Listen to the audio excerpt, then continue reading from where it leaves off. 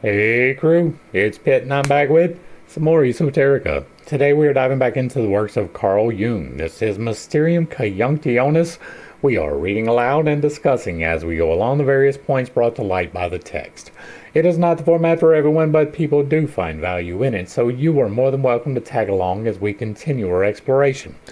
Before we begin, however, if you are unfamiliar with me, any of my unconventional beliefs, or if at any point in time I lose you in terminology, there will be several playlists linked in the corner above, in the box down below, along with the original source material, the link for my book, where I teach you to do magic responsibly, and the links to get in contact with or support the channel directly, so that you can understand who I am and why I say the things that I do.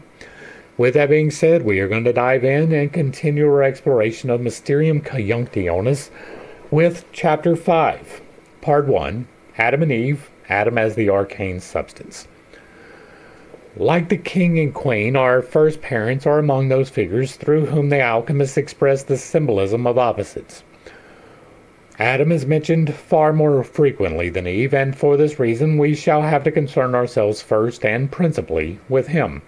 He will give us plenty to get on with, as he figures in a great variety of significations which enter the world of alchemical ideas from the most heterogeneous sources. It is important to remember that no one was writing down the beginning. The best attribute that we can give to Genesis is that it was written by Moses, and that is a stretch. There is no real reason to believe that Moses existed. There is no real reason to believe that he wrote the first 5 books of the Bible. That is probably something that was created at a later date in order to give a history to the Jewish people. And so, it is with that caveat that we will take this information in.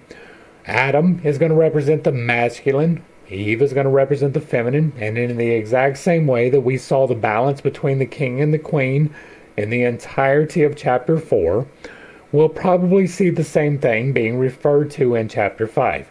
I have not read through this, but from this one paragraph, that is probably the direction that we are going. And so, just so that it is known, there are 2 powers, the masculine and the feminine, but they are part of the one spirit. Let's go. Rowland defines Adam as a synonym for the aqua permanens, in contradistinction to Eve, who signifies earth. Earth is one way of looking at it. The prima materia would be a better. Aqua permanens would be the change that occurs within the prima materia, and so Adam's not terrible for that, right? That would be the penetrative force of change going into the void. Eve is going to signify the void that can be signified by the earth, but it is limiting it way beyond what it should. Water is the prime arcane substance and is therefore the agent of transformation as well as the substance to be transformed. That is not true. Right? We have dealt with this already quite extensively. Water can be an allegory for the spirit, but it is not the best allegory for the spirit. There is the logos. The logos is the change that occurs. Not a particular person, ever at any particular time, but instead the thing that changes. Before the beginning there was God, and he was evident and without form, the void. And he decided to become, and therefore created, limiting himself from the infinite, undescribable, into the finite spirit. Spirit at that moment, in stasis, was the beginning. That split second in which everything became. Held perfectly still, that was the beginning. And then God spoke and said, I am the light. That is how Genesis is supposed to read, not let there be, but instead I am. I am the light, and became the light, and the light was good. He became the light, and that moment when he became the light was the breath of God, the creative utterance, becoming I am. That was the logos. That logos is the spirit in motion. Every single instance of change, life, light, logos, heat, all of that. Movement, voice, everything. All of it is logos. And so that is signified best by fire. I've got a lighter here, right? And I use this all of the time. Contained within this lighter is potential energy in the form of butane. If I strike a spark, I create fire, and this fire is transforming this butane into carbon monoxide, carbon dioxide, and various other things. It's burning the hydrocarbons and transforming it into a different substance. This is the manifestation of the Logos, exemplified and exampled by the light that is emitted. It is not the light that is actually the change. The light is simply the way that you see the change that is occurring. That is true in fire. It is true in lightning. It is true when you walk outside on a cold day and you breathe and a cloud comes out of your mouth. All of that is the Logos. It is best signified by fire. But you can use water as an analogy, because whenever you move the energies in the way that I describe in this book, it is a lot like water. It is like being surrounded by water and you feel the flow. If you've been in a pool, or even better, in the ocean, right, where there is tidal currents slowly moving you and you don't have any real control of it. It is occurring all around you, and it is not dangerous necessarily unless you are not precautionary. But it is a lot like that. And when you move the water, there is a sensation a lot like moving water. When you push your hand in the water and then there's an echo, right? You push your hand through the water and you move the water and it makes a wave going out that way. But as you push the water, you're pulling water up this way, right? That flow of water up this way, that's what it feels like internally whenever you move the energies. Moving those energies is why we can use water as an analogy, even though it is not the best. Now, throughout history, there has been a complete misunderstanding about the Logos, mainly because John did not know what he was talking about in John 1. And so, the Logos has never been a singular person. It has always been every single instance of change in the entire universe at the exact same time. It is also the Spirit, which is the potential for that change. That is a little bit of a hard concept to get around. I do have a video called The Divine and the Trinity Explained where I go into some more detail about that. But that is the only reason why you can really use water. Like, it does not make a good signifier for transformation. Even though you can transform it into 3 different substances. You can turn it into air, liquid, or a solid simply by pressure and temperature. And so, in that way, it is kind of a good example, but it doesn't do that unless you remove heat or add heat. Right? You can make something colder. You can only remove heat from it. Heat is the active element. That would be the masculine side. That is the Logos. The water that you create the ice from by removing the masculine, that would be the void. All right, back to the text. As water is synonymous with Mercurius, it is not. Right? Again, Mercurius represents both of those forces, and while they absolutely do associate Mercurius with the Spirit, it is with the caveat of what we just discussed. It is not synonymous. Fire would be synonymous with Mercurius in a true understanding of it. As water is synonymous with Mercurius, we can understand the remark of John Dee that other Mercurius, who appears in the course of the work, is the Mercurius of the philosophers, that most renowned microcosm and atom. Footnote 1. Footnote 1 is Monas Hieroglyphica, Theatrica Chemicum. Right? It is both the macrocosm and the microcosm. We did sulfur. That was chapter 3, I believe, of this study. And in that discovery, right, in that exploration, is where we talked about this in some great detail. Mercurius represents both the light and the dark, both positive and feminine, or positive and negative, masculine and feminine, creative and destructive. It symbolizes both, and that is what has caused Jung so much confusion. Atom is mentioned as the arcane substance in Rosinus. His correlates are lead and azoc. Footnote 2. Azoth, Azoth. Mercurius duplex. Now the Azoth is the point at which the elliptical and the perpendicular coincide, right? The horizon, not the horizon, but where the elliptical runs out across the horizon, drawn with a line from the polar, right? I believe that forms the Azoth. Oh. Both, like Adam, footnote 3, take Adam, and that which is made like Adam. Here hast thou named Adam, and hast been silent concerning the name of the woman, or Eve, not naming her, for thou knowest that men who are like unto thee in the world know that which is made is like unto thee is Eve. Take Adam, and that which is made like to Adam. Here you name Adam, and have been this is just arbitrary, right? There's no reason for this. There's no reason for this to be a footnote.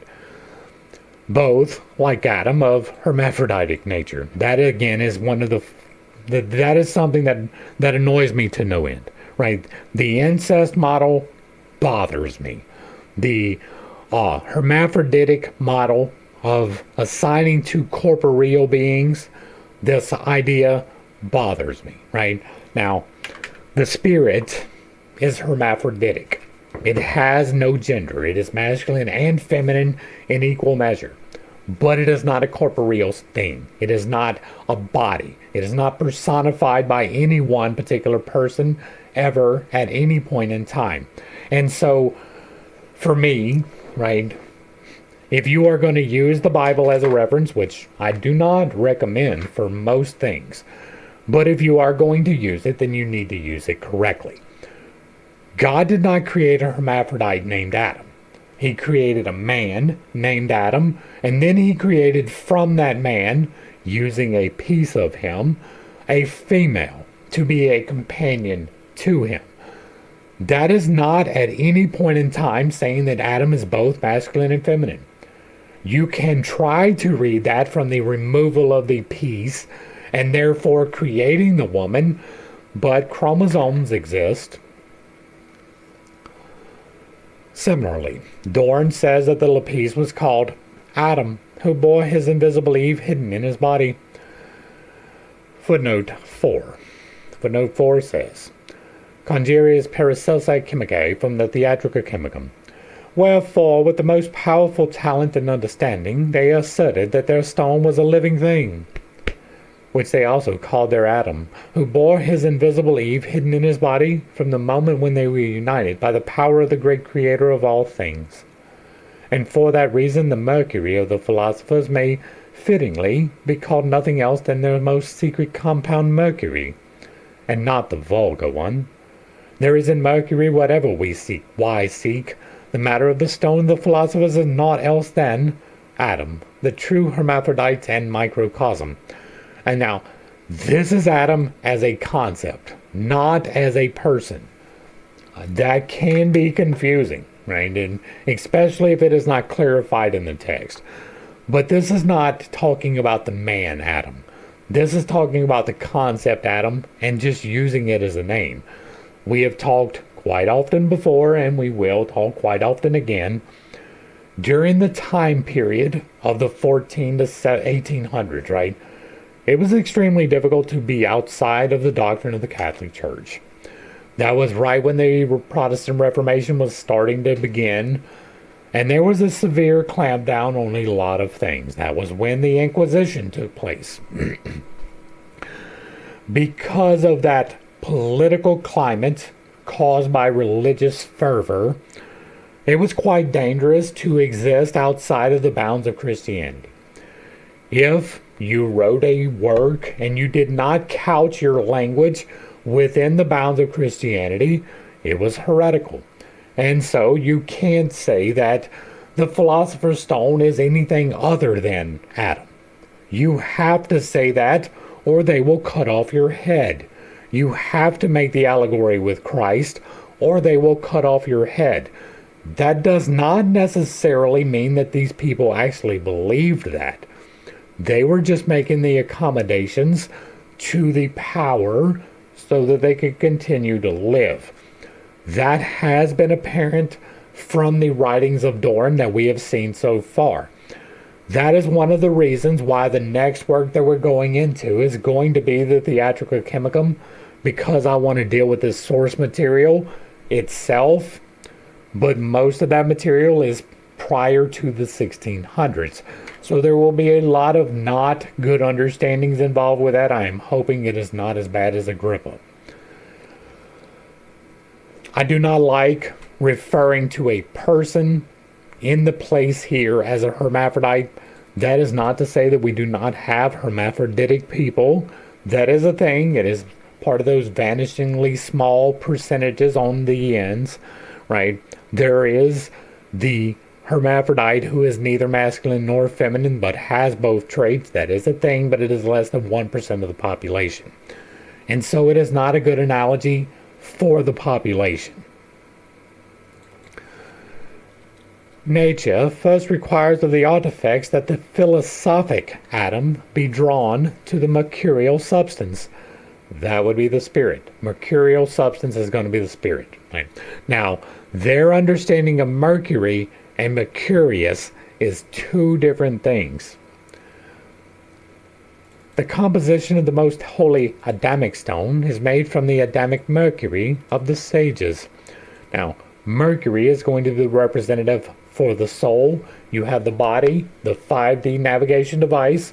You have the soul, which is the individualized spark of divinity given to you inside of this, right? So that you can make the decisions for this. Your soul is the ego making the decisions. And then there is the spirit, which is the mercurial, that allows the change to happen. It takes the potential and changes it into the actual. And so, the Adamic mercury of the sages is better attributed not necessarily to the external mercurius, but instead to the soul, right? The composition of the Adamic stone is made from your decisions, right? Your decisions create the stone by which you transmute shit into gold. Back to the text. This archaic idea occasionally turns up in the products of the insane today. Footnote 5. For instance, Adam as God the Father fused together with Eve. The dual nature of Adam is suggested in the Gloria Mundi. When Almighty God had created Adam and set him in paradise, he showed him two things in the future, saying, Behold, Adam, here are two things, one fixed and constant, the other fugitive. That is not in the Bible. Footnote 6, the Museum Hermetica. As the transformative substance, therefore, Adam is also the king who is renewed in the bath. Footnote 7. Adam was the Lord, King, and Ruler from Ebed. Basilius Valentinius says in his poem, Adam sat in the bath which the old dragon had prepared, and in which Venus found her companion. Footnote 8. The prima materia, that would be the spirit. Right? Now, Adam sitting in the bath with the dragon had prepared, in which Venus found her, that is the spirit being penetrated by the light. The void being penetrated by the light. It was a bold stroke, even for a Baroque imagination, to bring together Adam and Venus. In the poem, Venus is the fountain that flows from the stone and submerges the Father, absorbing his body and life into herself. She is thus a parallel figure to Bea, who dissolved Gabricus into atoms in her body. In the same section in which Rulin mentions Adam as a synonym for water, he states that he was also called the tall man. Footnote 9. Haugland, a tall and helmeted man. Roland was a Paracelsus, so his expression may well coincide with the great man of Paracelsus, the Adec. Footnote 10. A Paracelsian neologism, presumably a compound of Adam and Enoch. Paracelsus is a spiritual phenomenon, whom Rulin defines as inner and invisible man. Footnote 11. Dorn, in his edition of Paracelsus's De Vita Longa, calls him the invisibilis homo maximus. Right now, this is the soul making the decisions. Right? The great man is going to be the soul, not the spirit. It is going to be you that is making the decisions to create and do all of the things. And so, this is not a good, it is not. Accordingly, the arcane substance would appear to be the inner man, or primordial man, known as Adam Kadmon in the Kabbalah. No, right? That is anthropomorphizing the spirit. No, it doesn't work. That is the problem with John 1. That is the problem, right? There was never a man that was the representative of the spirit. Not in fullness. We each and every single one of us is a small representative. Your body is composed entirely of the spirit. It will return to the spirit. But the soul that was assigned to the body came from external and will return to external. The soul is the primordial man. The soul is the part that is making the choices. The soul is Adam Kadmon. The spirit is that from which it is created. It is the bath in which the king sits. It is the void from which all things accrete. There is a major difference between the two. In the poem of Valentinius, this inner man is swamped by the goddess of love, an unmistakable psychologium for a definite and typical psychic state, which is also symbolized very aptly by the Gnostic love affair between Nous and Physis. I will point out once again that saying the Gnostic is a very broad term, right? The Gnostics were composed of a variety of sects, thousands of them, across thousands of years with many and disparate beliefs. Some of them were sex cults, having sex with everyone. Some of them were sexless cults, having sex with no one. Both of those were entirely incorrect in their knowing. Their gnosis was fundamentally flawed. Yet both of them are put under the umbrella of gnosis, or Gnostic. That is a very, very broad term and should not be used for specifics hardly ever, unless you are talking about the specific sect of the Gnostics. In both cases, the higher spiritual man is the more comprehensive, supraordinate totality, which we know as the self. The bath, submersion, baptism, and drowning are synonymous, and all are alchemical symbols for the unconscious state of the self, its embodiments, as it were, or more precisely for the unconscious process by which the self is reborn and enters into a state in which it can be experienced. Alright, so we have talked before, right? The bath is going to be the void, right? The light entering the bath, Mercury coming into Venus, all of that is the allegory for the spirit. But baptism is not. Baptism, at best, is an outward symbology for an inward change, right? But the inward symbology that is given is a brand new rebirth, right? This reborn state. That is not the same as the void, right? That is bringing your light into the void, forcing the change within yourself internally. Fine, that works, but it doesn't work in a literal sense, right? And so baptism is not the same as the bath, right? The bath is more of the bath in which the king dissolves that we have been talking about so much, right? There's not a whole lot of difference physically between the bath and the baptism, right? It is the act that is done that is different. And so there is a rebirthing that is the baptism that does not even require water, right? You can do that and become new by being baptized through the Spirit without any need for dunking anyone into any water or splashing it in the face if you were so inclined for that. Alright.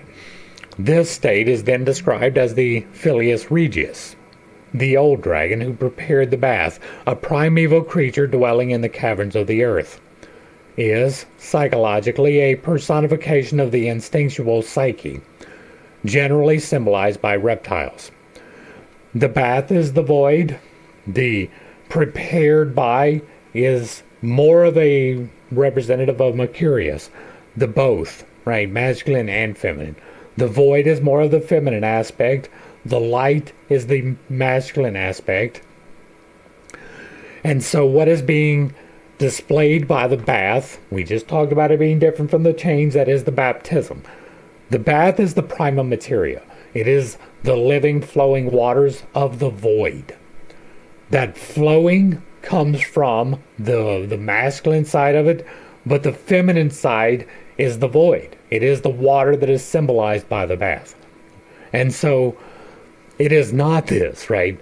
The dragon is better described as both. But in this instance, right, the primeval creature dwelling in the caverns of the earth, that is going to be the light, right? That is going to be the personification of the thing that comes within, right? Not the thing that takes within, but the thing that goes within. The thing that it goes into is the feminine. The thing that goes into is the masculine. And so the dragon, in this context, is going to represent the light going into the void. That is not instinctual psyche. That is conscious decision. It is as though the alchemists were trying to express the fact that the unconscious itself initiates the process of renewal. Adam's bath is also mentioned in a Latin manuscript in my possession, where an unspecified being or creature addresses Adam thus: "Here, Adam, I will speak with you. You must go with me into the bath. You know in what manner we are influenced by one another, and how you must pass through me. Thus, I step up to you with my sharpened arrows, aiming them at your heart." Footnote 12. Manuscript from the 18th century, Figurarum Egyptorium. It is funny that all of this comes from Egypt. This again can be the logos, right? This is saying that the masculine needs to enter into the void, Adam's bath. You must go with me. You know the manner in which we were influenced by one another. That is both the masculine and the feminine influencing each other. And how you must pass through me is passing through the void. Here again, Adam is the transformative substance, the old Adam, who is to renew himself. He is actually the process of that transformation, right? It is both the potential for the transformation, the void, and the transformation happening, the light. And the light is Adam. It is the transformative process, not necessarily the substance. The substance would be that from which it was formed. That would be the void. The substance that was formed by the creative element, which would be the masculine.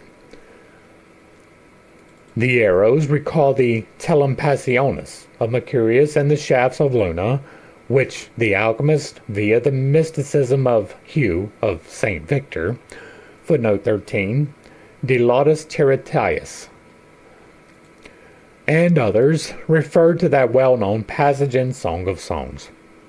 "Thou hast wounded my heart," as we have seen earlier. The speaker in the manuscript must be feminine, as immediately before there is a reference to the cohabitation of man and woman. We did not do a study of the Song of Songs, and so I am going to leave that. If you've been following along, you know that I do not agree with it anyway. Both texts point to a hierogasmos, which presupposes a kind of consanguineous relationship between sponsus and sponsa. Consanguineous means that it shares the same blood. And yes, right, masculine and feminine are separable, but inseparable at the same time. You use both the masculine and the feminine all the time. But you can isolate more of one than the other, but it's not really able to be pulled apart in that manner. And so it is indeed sharing the same blood. The relationship between Adam and Eve is as close as it is difficult to define. According to old tradition, Adam was androgynous before the creation of Eve. We have talked about that before. I do not believe that at all. Footnote 15. CF Wunsch. Schöpfung und Sündenfall. Adam had two faces. God sawed him into two halves, Adam and Eve, because that is what the source material tells you. Like, for real? For real. Okay. We'll be back here at 18.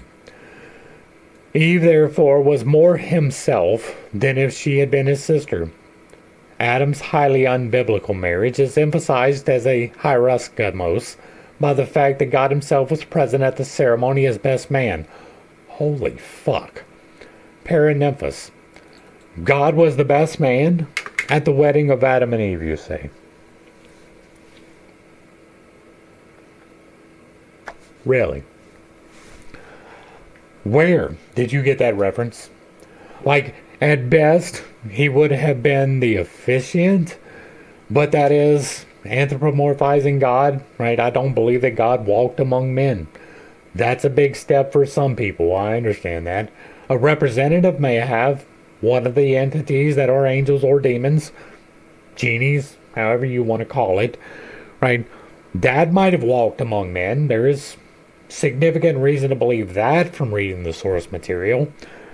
There is no reason to believe this from reading the source material at all. The best man. Really. Traces of Kabbalistic tradition are frequently noticeable in the alchemical treatises from the 16th century on. Both our texts are fairly late, and so fall well within its tradition. We must now turn to the question of why it was that Adam should have been selected as a symbol for the prima materia, or transformative substance. This was probably due in the first place to the fact that he was made out of clay, the ubiquitous materia vilis, that was axiomatically regarded as the prima materia, and for that very reason was so tantalizingly difficult to find, although it was before all eyes. It was a piece of the original chaos of the massa confusa, not yet differentiated but capable of differentiation. Something, therefore, like shapeless embryonic tissue. Everything could be made out of it. For us, the essential feature of the prima materia is that it was defined as the massa confusa and chaos, referring to the original state of hostility between the elements, the disorder which the artifacts gradually reduced to order by his operations. I will refer you to the beginning of this video, right? There is another video that will be linked up here, The Divine and the Trinity Explained, where we talk about this. But the prima materia is quite literally the spirit. The spirit is every single element in the entirety of existence at the exact same time. Right? Both the air around you containing the potential for change and the fire of that change. It is both in equal measure at all times. It is every single element, the prime material, from which all things are created. All right. Reduced to order by its operations. Corresponding to the four elements, there were four stages of the process. Tetrameria, marked by four colors, by means of which the originally chaotic arcane substance finally attained to unity. To the one, the lapis, which at the same time was a homunculus. Footnote 18. The second Adam, who is called the philosophic man. In this way, the philosopher repeated God's work of creation described in Genesis 1. No wonder, therefore, that he called his prima materia Adam, and asserted that it, like him, consisted or was made out of the four elements. We do not know that God called Adam Adam. We do not know that God created Adam. Whatever. We come from the tradition of the Jewish people. In their language, he was called Adam. That does not mean that that was the literal name. For out of the four elements were created our father Adam and his children. Because, right, it is almost certain that the prime language was not Hebrew. It is almost certain that it was a derivative of other languages. And so it is almost certainly not God calling him Adam. For out of the four elements were created our father Adam and his children. Now that is from the elements, right? They didn't have a full understanding of the elements, but Plato had a fairly good one, right? Fall back to the works of Plato. We have dealt with those. Not all of them, but many of them. And he described the four elements as the foundationals, right? Earth, air, water, fire. Those work, right? It is understandable on a primal level. We have a better understanding thanks to electron microscopes. We know helium, hydrogen, oxygen, carbon, right? They didn't necessarily know those things. They had to use what they had to describe. That was the four elements. And you can ascribe all of physicality to one of the four, right? There's air around you. This table is solid. There is liquid in the glass, water. So you can describe these things. Therefore, it is understandable. Even fire, right? That doesn't mean that they had the best understanding or even a good one, but it is a understanding.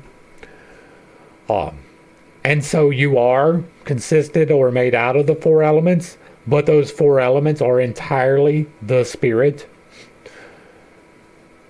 For out of the four elements were created our father Adam and his children, says the Turbo, footnote 19. That is from Sermo 8. And Gabir ibn Hayyan, Yabir, 20, the Latin Geber, author of the classical Summa Perfectionis, was formerly thought to be identical with Jabir. For the present state of the Jabir controversy, see Lippmann. And Jabir says in his Book of Balances, the Pentateuch says regarding the creation of the first being that his body was composed of four things, which thereafter were transmitted by heredity, the warm, the cold, the moist, and the dry. It does not specify that at all in the Pentateuch. The Pentateuch is the first five books: Genesis, Exodus, Leviticus, Numbers, and Deuteronomy, right? None of which we have any real good reason to attribute to Moses. Right, they were definitely not around during the creation to record the creation literally as it unfolded, nor did God come down and dictate to anyone, this is how it happened. All of that is a creation by humanity to explain things, and some of it may be a good allegory, some of it may not, some of it may contain truth, but it is definitely not the truth. Dryness came to him from the earth, because the earth is always dry. Moisture from the water, heat from the spirit, and cold from the soul. 21. Berthelot. The later literature often mentions Adam as a compositio elementorium. Footnote 22. For instance, in Milius. Because he was composed of the four cosmic principles, he was called the microcosm. Footnote 23. Adam's body came from the earth of Babylonia. Really? His head from the land of Israel, and his limbs from the remaining countries. From the Talmud, which explains to you why you should not listen to the Talmud. Right? If you refer to the Pentateuch, Adam was created in Eden, from which he was expelled and not allowed to return. Adam walked through Babylonia. He walked through Israel, if you take certain legends into account, right? He was not composed from Babylon. He was composed from Eden, which was the garden from which they were cast out by fire. That is stupid. Right? That is completely dismissing your own source material. Now, I dismiss the source material. I do not look at the Bible as a true and accurate representation of creation or of redemption, right? And so I dismiss it. I use it as a source in context because other people use it as a source. I find it rather silly upon reflection. The Tractus Macryrus says, "Even so is man called the lesser world, mundus minor, because in him is the figure of the heavens, of the earth, of the sun and moon, a visible figure upon earth and at the same time invisible. Wherefore he is named the lesser world. Therefore the old philosophers said of him, when the water fell upon the earth, Adam was created, who is the lesser world." Footnote 25. Here, the text develops the comparisons of Adam with the arcane substance. Right? Now, you can either look at Adam as a man or you can look at him as the prime substance, but you can't look at him as both. Right? This is an allegory that someone created to explain things. It is not in necessary agreement with what I say, but it's not necessarily in disagreement. Right? Your body is a representative of the greater. There is a microcosm contained within you. If you don't know, your digestion is handled by acids and bacteria. There are viruses that make you sick, and there are viruses that keep you healthy. All of that is a true thing, right? And so you contain within you a microcosm, and you are part of the macrocosm, and so you are a representative of.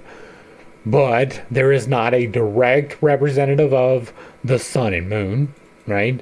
You don't radiate the light in the way that the sun does. You don't go through cycles of waxing and waning in the way that the moon does. Physically, right? Spiritually is a different thing. As an allegory, it works. As a literal description, not so much. And you can philosophize about anything. You can remain in speculation about a lot of things. You will not get grief from me about maintaining speculation. It is only when you try to assert it as fact that I get involved.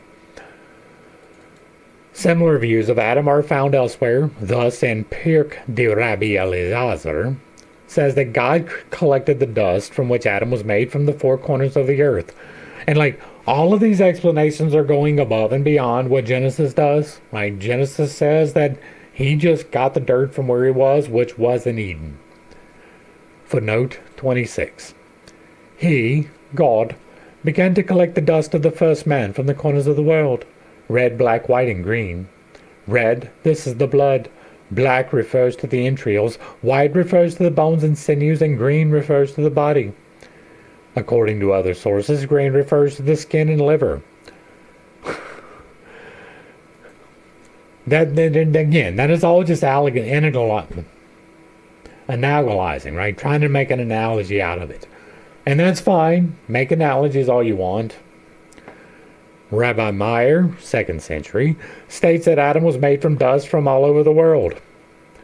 In Mohammedan tradition, Tabari, Masudi, and others say that when the earth refused to provide the material for Adam's creation, the angel of death came along with three kinds of earth, black, white, and red.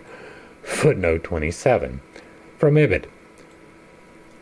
This is new to me, right? I have not read, I've read pieces of the Quran. I have no real desire to read the Quran. It is not a truthful book, right? It was less truthful than the Bible, and that is definitely saying something. And so that one I dismiss a lot of, right? You can find God in there, right? If you're upholding the pillars in the way that they are displayed, you're going to be all right. But some of the things that are contained in the Hadiths and the Kabbalah, or not the Kabbalah, the Quran, some of those things will probably get you damned, right? And that's coming from me, who doesn't even really believe in damnation. And again, this is not taking into consideration the source material, right? There is no part of Genesis where it says that the earth refused to give God dirt. There is no part of that contained in that book at all. I am fairly positive. Right? So that is an extrapolation that someone made. All of this really is. The Syrian book of the Cave of Treasures relates. And they saw God take a grain of dust from the whole earth, and a drop of water from the whole sea, and a breath of wind from the upper air, and a little warmth from the nature of fire. And the angel saw how these four weak elements, the dry, the moist, the cold, and the warm, were laid in the hollow of his hand. And then God made Adam. And again, that is speculation. Footnote 28. It is a reference to another book in German. The poet Jalaluddin Rumi says that the earth from which Adam was made had 7 colors. That one is probably closer to the truth. Footnote 29. Kahoot. That is all German, I think. A collection of English riddles from the 15th century asked the following questions concerning Adam's creation. Questions between the master of Oxenford and the scholar. Whereof was Adam made? Of 7 things. The first of earth, the second of fire, the third of wind, the fourth of clouds, the fifth of air, where though he's thorough he speaketh and thinketh. The sixth of dew, whereby he sweeteth. The 7th of flowers, whereof Adam hath his eyne. The 8th is salt, whereof Adam hath salt tears. Now that is funny, right? Okay, so it says of 8. I read it wrong. Never mind. 8 things, you say. Interesting. Now, this is not my designations, right? Earth, fire, wind, and, right? Wind, air is kind of the same. Water is not really represented here because their understanding of clouds as evaporated water would not have been existent. And maybe they did have rain, and maybe they made the conclusion, but I'm pretty sure that the water cycle was not understood in the time, right? Maybe, right? And so this would not be my designations, but I do believe that there are 8 parts. There are 7 internal parts and 1 external part.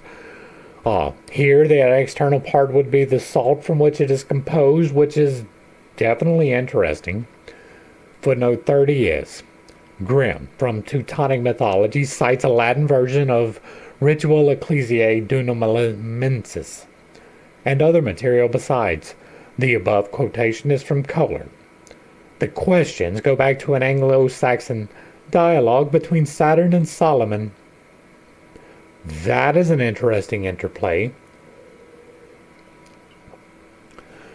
This material clearly shows the tetradic and ogdoadic nature of Adam, and there is also that characteristic uncertainty as to 3 and 7. 4 elements, 4 colors, 4 qualities, 4 humors, and 3 and 7 colors. 31 and 32, and we will be back. 31 is from Isidore of Seville, cited in the Jewish Encyclopedia. 32 is see the 7 sons of Adam and the 7 metals from the blood of Gaomart. There is the same uncertainty in the legend of the 7 sleepers, recounted in the 18th surah of the Quran. In some versions there are 7, in others 8 sleepers, or the 8th is a dog, and there are 3 men and a dog, and so on. Similarly, Adam sometimes has 3 colors, red, black, and white, and sometimes 4, red, white, black, red, and green. Alright, let's go back and talk. Right. The 3 and the 7. Right. There is the number of manifestation. The number of manifestation is 138. It is 138 because 1 is the one of all things, the monad, which is God. 3 is the trinity into which we are divided, body, mind, and soul, or body, soul, and spirit. Those together, right, form the 8 that is you. Now, the 8 is my understanding, which is in my estimation, a higher understanding of the 7. The 7 are these 7 virtues and vices, these 7 colors, the 7 sounds, the 7 stones, the 7 varieties of earth, the 7 varieties of air, right? That is with the understanding that the 7 is encompassed by the next harmonic. On this board back here, you really can't make it out. I have 8 notes written down. It goes from, I believe I've got A to A. Now that appears to be the alignment that most closely aligns to the harmonic of humanity. I am playing with it. It is not set in stone. It may adjust as we go along. But it goes from A to A because that is a complete harmonic. It is composed of 7 notes, with the 8th being the repeated note on a higher scale. This is 7, with the higher scale being represented by the completeness of the oneness of the Spirit. You have contained in this 8 another Trinity. There is the 3 at the bottom, which is the base urges of man, right? You have wrath, counterbalanced by love. You have lust, counterbalanced by chastity. And you have gluttony, counterbalanced by denial. Those are the 3 urges of the corporeal. You have the 3 urges of the spiritual. You have despair, counterbalanced by hope. You have pride, counterbalanced by humility. And you have, this is sloth and diligence, right? Sloth, counterbalanced by diligence. And you have pride, counterbalanced by humility. This Trinity is the as above Trinity. This Trinity is the as below Trinity. And they are bound together through the middle. This green one is the heart. It is greed, which is the love of the lower, and charity, which is the love of the upper. It binds together the corporeal with the spirit into a third part. There is the as below Trinity, 1, the as above Trinity, 2, brought together through the heart into the divine, forming a third Trinity. That is what this is. This right here, confirmation bias acknowledged, is this exactly, right? It's not 4 colors. It's not 4 humors. It's 7 colors, just like the rainbow. I have another video that I will try to remember to link up here. I may not, right? I get into a pattern. Sometimes I forget to link outside of that pattern. But there is another understanding of this, right? What's the name of the video, Pitt? The 3 and the 7, I lost completely what the name of the video is, so I almost certainly will not link it. But I do discuss this in much greater detail in other places. I cannot for the life of me remember the name. Hopefully I do before the end of this. I will try to remember to link it if I don't, or at least drop it in the description. Yeah, there is a lot to unpack in that. If you are a member, you have access to this. We will be discussing that in greater detail soon. Dorn calls the ternarius, the number 3, peculiar to Adam.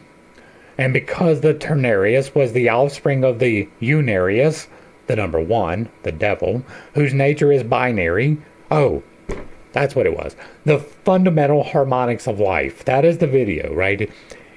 What that video does is walk you through the 8s, right? It walks you through the 8s of the harmonic. It doesn't go from A to G, right? It begins again with A. That is a full harmonic, 8 steps. There are precious stones, right? I've got a whole box full of precious stones here. This one's a purple one. This one's a clear one. And you can designate them by the colors. There are 7 colors, right? 8 being white or black. But there is another way to classify these stones. It is by the crystalline structure contained within it. It begins with amorphous, having no clear crystalline structure whatsoever, the representative of the 1. And it proceeds all the way up to diamonds and rubies, which is a perfect 8-sided structure, right? There is an 8-step process of designating these stones. There is an 8-step process that goes from the core of the earth all the way up to the water level. There is another 8-step process that goes from water all the way to outer space. There is an 8-step process that explains most of life.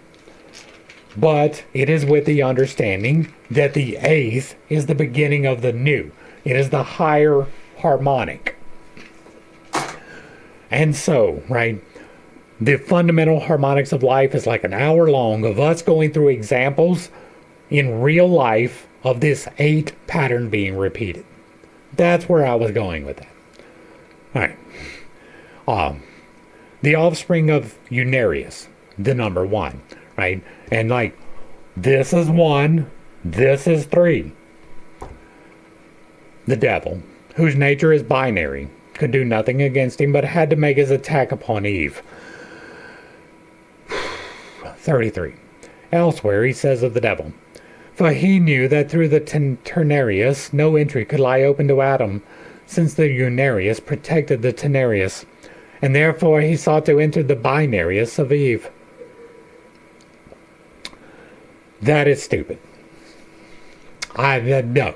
There are a lot of problems in Genesis. A lot of problems. I'm not even going to dive into them again today, but there's a lot of problems with Genesis. This is not one of them. Who was divided from her husband as a natural binoris from the unity of his Ternarius. And that is just you reading what you want. 34. That is just Latin. Vigenaris commenting on 1 Corinthians 15:47, footnote 35. The first man was of the earth, earthy. The second man is from heaven, heavenly. Writes, for the elements are circular in their arrangement, as Hermes makes clear, each being surrounded by 2 others, with which it agrees in one of those qualities peculiar to itself. As for instance, earth is between fire and water, partaking in the dryness of fire and the coldness of water, and so with the rest. That is the analogy that was given, right, in 36. That is just more Latin. Man, therefore, who is an image of the great world, and is called the microcosm or little world, as the little world, made after the similitude of his archetype and compounded of the 4 elements, is called the great man, has also his heaven and his earth. For the soul and his understanding are his heaven, his body and senses his earth. Therefore, to know the heaven and earth of man is the same as to have full and complete knowledge of the whole world and of the things of nature. Footnote 37 is from Ibid. That is not entirely true, right? But it is mostly true. The soul and the understanding are his heaven. That is true, right? The soul is the individualized piece of God that is given to you. Heaven is the eternal, whether that is streets of gold or not. And so, yes, the soul and your understanding are intricately linked to heaven. The body and senses is earth. Heaven, earth, linked together. And through this, you may have a full and complete knowledge of the whole. But that is with the caveat that it's not, right? It will never be a full and complete knowledge. We don't have a full and complete knowledge of gravity. We have plenty of theories. We don't have a full and complete knowledge of electricity. We can generate it. We really don't understand it. That is all true things, right? We are developing better understandings. But you can make analogies with this understanding. With the understanding that your thoughts are separate from your body. You can make analogies about that. You can make analogies about the corporeal world based upon your knowledge and observation of your own body. That is true. You can make observations about the spiritual world based upon your soul and the decisions that you make. That is true. And so this is partially true and partially not. But it is completely understandable why this particular analogy was made in this particular way. The circular arrangement of the elements in the world and in man is symbolized by the mandala and its quaternary structure.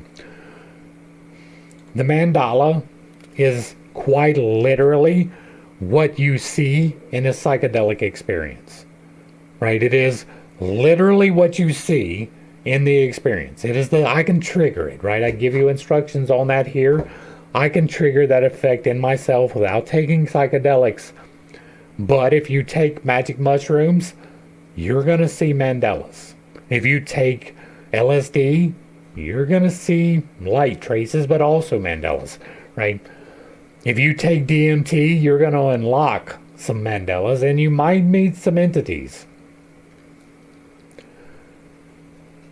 Adam would then be a Quaternius, as he was composed of red, black, white, and green dust from the four corners of the earth, if you take that one particular account into effect, and his stature reached from one end of the world to the other. 38. I do not agree with that. Right? There are still places that have not been influenced by Adam, despite the best efforts of men. According to one Targum, God took the dust not only from the four quarters, but also from the sacred spot, the center of the world. Well, that would have to be in the core, right? Footnote 39. All right, we will not be back here till 41. The four quarters reappear in the Greek letters of Adam's name: Anatoly, sunrise east; Dices, sunset west; Arctos, great bear, north; Mesmembria, noon, south. What use is the Greek letters? The book of the Cave of Treasures states that Adam stood on the spot where the cross was later erected, and that this spot was the center of the earth. That is stupid. Like, just prima facie, on the face of it, stupid. Adam too was buried at the center of the earth, on Golgotha. It cannot be both. He could not have stood upon the hill upon which he has died, and the center also be Golgotha, the place that he was buried. He died on a Friday, the same hour as the Redeemer. That is an assumption that is made. Wait, who died? Adam? Adam died at the same time as Jesus. Man, y'all are really pulling some shit out of your ass for this one. 41. In the 6th hour on a Friday. Damn it, boy, we got the time down. We got the time down. Heaven mounted the tree of transgression, and in the 6th hour the Messiah mounted the cross. Mounted is a strong word. That implies that he put himself there. Augustine's interpretation of the crucifixion as Christ's marriage with the Matrona. We will be back here at 46. Eve bore 2 pairs of twins, Cain and Labdullah, Abel and Kelemath, who later married each other. Really? Marriage Quartino. We will not be looking at the book of the Cave of Treasures. That kills me right there. That is trying to answer that age-old question. That's what that is doing, and it's not doing it well. It's not. There is no biblical reference for that. Cain left. Cain went and found somebody to marry. Right? The age-old question is, well, if Adam and Eve were the first person, then who did Cain and Abel marry? Right? Or not Abel. Cain and what was the other one? Seth. Right? They put an H on it. It's Seth, not Set. Seth. Yeah. Right. Who did they marry? Who did they go out and marry? This is saying that it's their sisters. Right? This isn't even taking into account that Seth took the place of Abel. Wild. We will not be going to this book. Adam's grave is the Cave of Treasures. All his descendants must pay their respects to his body and not depart from it. When the flood was approaching, Noah took Adam's body with him into the ark. Bruh, are you kidding me? Really? Okay, I'm dropping it. I'm letting it go. Just know that I'm dismissing this shit. Took his body with him in the ark. Where did you get that? Where's the source material for that? The ark flew over the flood on wings of the wind, from east to west and from north to south, thus describing a cross upon the waters. Bruh, the stuff that people will invent to justify their beliefs is wild. The ark flew, okay, at the midpoint where Adam was buried, the four corners. And how's it the midpoint? Okay, whatever. Four corners come together. And when God created the earth, his power ran along in front of it. And the earth ran after his power from four sides like winds and gentle breezes. And there his power stopped and came to rest. And there will be accomplished the redemption for Adam and all his children. Over the grave where the cross would stand there grew a tree, and there too was the altar of Melchizedek, wherein Shem laid the body on the ground. There is no record of Noah interacting with Melchizedek at all, right? Melchizedek,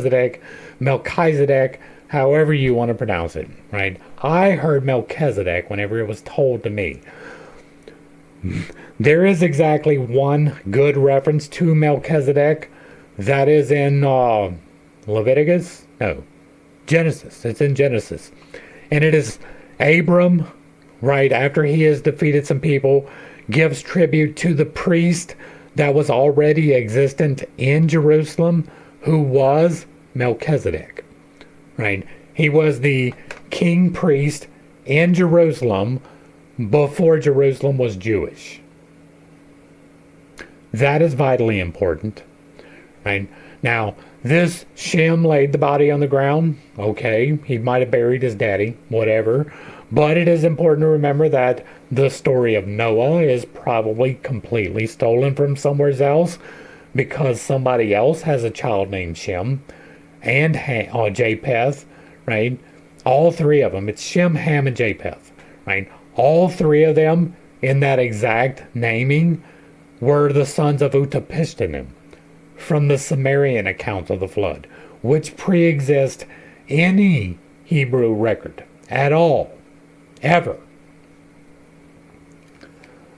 When Shem laid the body on the ground, the four sides moved away from one another. The earth opened as in the form of the cross, and Shem and Melchizedek laid the body inside. And as soon as they had done this, the four sides moved together again and covered the body of our father Adam, and the doors of the earth were closed. And at the same spot was named the place of the skull, because the head of all men was laid there, and Golgotha, because it was round, and Gabbatha, because all the nations were gathered in it. Footnote 42. Alright, we're not back here to 46. There the power of God will appear, for the four corners of the world have there become one, says the Ethiopic Clementines. God said to Adam, I shall make thee God, but not now, only after the passing of a great number of years. The shit you will invent. The apocryphal Life of Adam and Eve says that the east and north of paradise were given to Adam, but the west and south to Eve. The Pirk de Rabbi Eliezer relates that Adam was buried in the double cave Machpelah, and that Eve, Abraham and Sarah, Isaac and Rebekah, Jacob and Leah were buried there too. Therefore the cave was named Kiriath Arba, the city of four, because four husbands and wives were buried there. That is footnote 46. Chapter 20, page 148, Dr. R. Scharf points out that the cave is not identical with the city of four, since Kiriath Arba is the name for Hebron, where the cave is.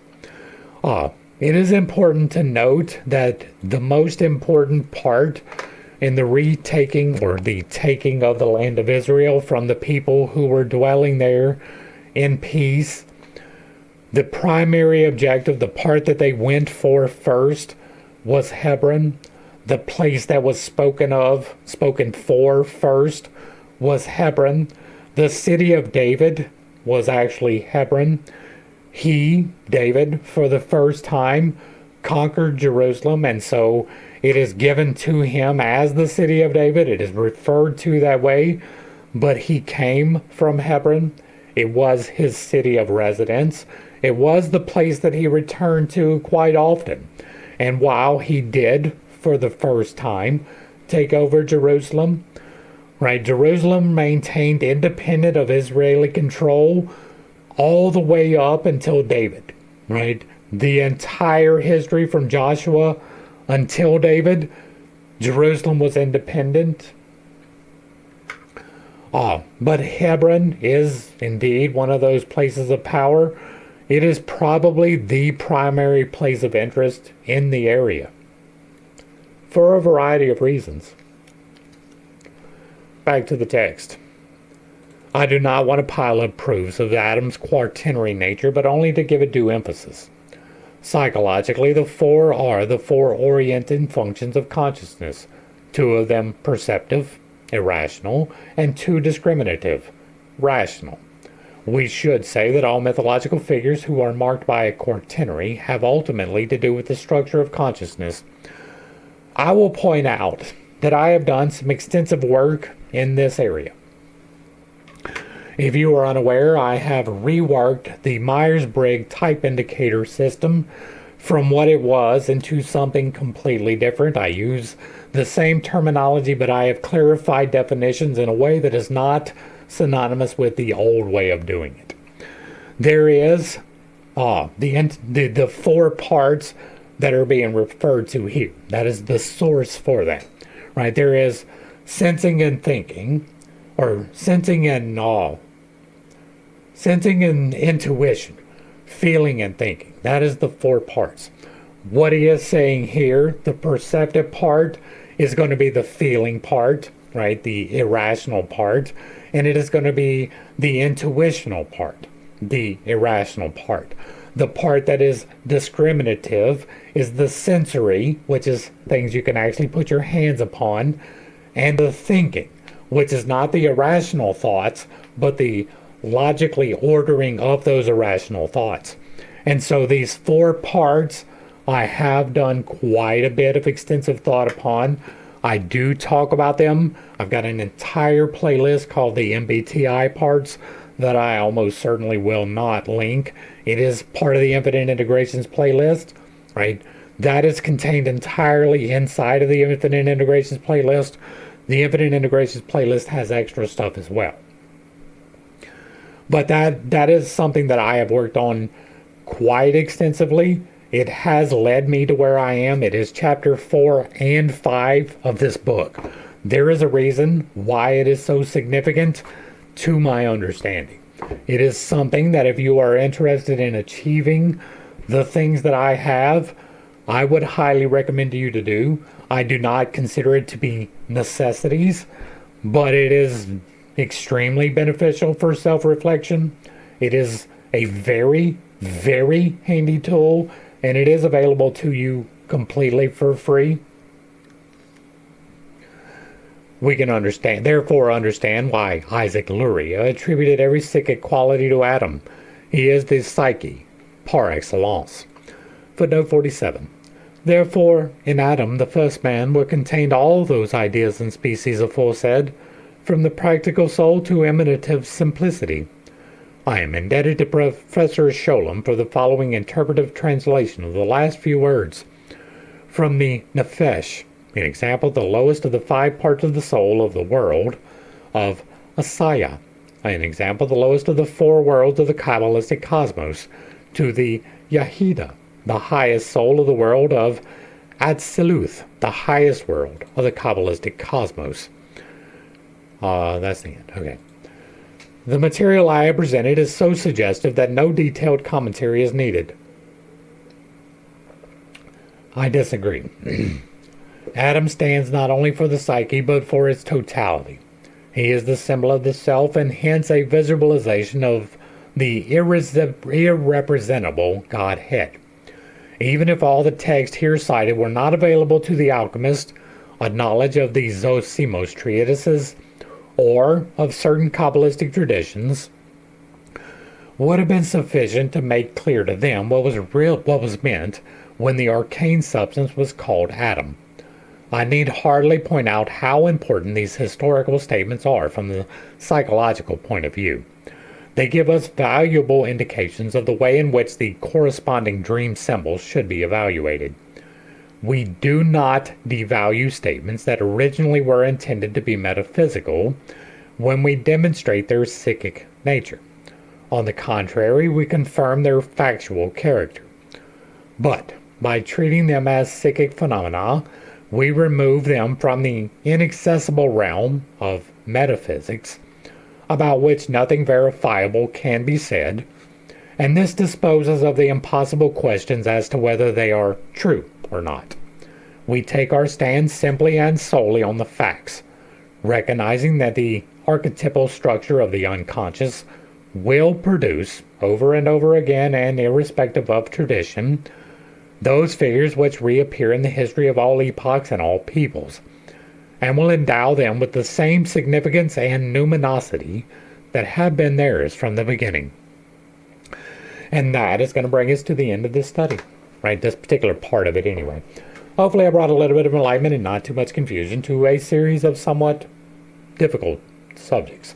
I understand that I hold some unconventional beliefs, and I do have a tendency to step on toes when I relay those.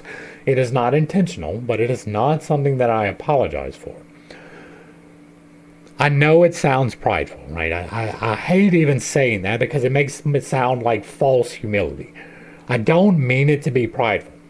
These are things that have been revealed to me, and to me, they are self-evident because they have been revealed. Now, I understand they are not necessarily self-evident without that knowledge. But once you have that key, the keys that I have written in this book, once you have those keys, this shit unlocks. Now, parts of it doesn't, right? I have at least some true knowledge. And there are parts of this that just simply do not unlock with the keys that I have. It may be that it is valid and that there is a key that I am missing, and it may be that it is invalid and therefore the key can't work. But either way, I don't try to unlock the pieces that I don't have. I may speculate about them, but I will maintain that as speculation in that case. The things that I state firmly, I am adjustable on many of them.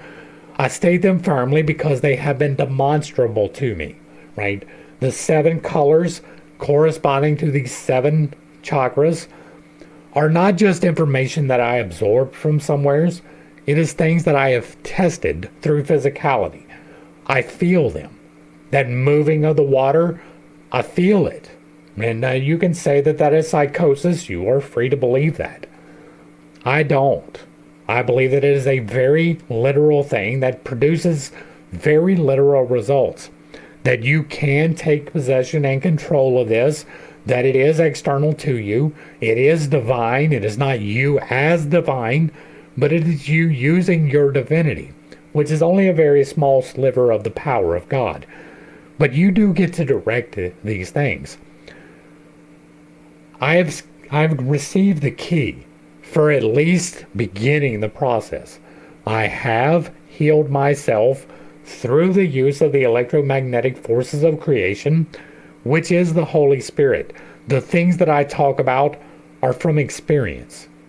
There are references in other places. You can find references to the 7 chakras. That was base. But then I tried it. Then I worked with it. Then I investigated and experimented, and I found it to be true. Not only have I found it to be true, but I have enacted change with it. It's not just idle speculation. It is literally changing my life in real time. Visibly observable. If you have been here for the last 5 years, you have seen me change. I am a different man entirely than I was 5 years ago. And not just in the weight that I have lost.